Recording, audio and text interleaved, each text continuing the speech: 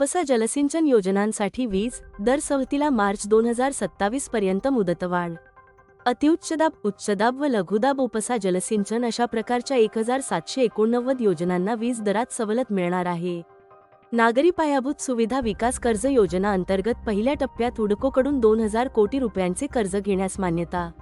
छत्रपती संभाजीनगर महानगरपालिकेच्या पाणीपुरवठा प्रकल्पासाठी 822 कोटी रुपये, नागपूर महानगर प्रदेश विकास प्राधिकरणाच्या 4 मलनिस्सारण प्रकल्पासाठी 268 कोटी रुपये, मीरा भाईंदर महानगरपालिकेच्या पाणीपुरवठा प्रकल्पासाठी 116 कोटी रुपये कर्ज उभारणी केली जाणार आहे.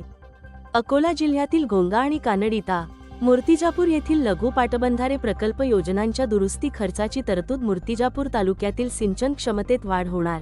रायगड जिल्ह्यातील मौजे, आसुडगाव, ता.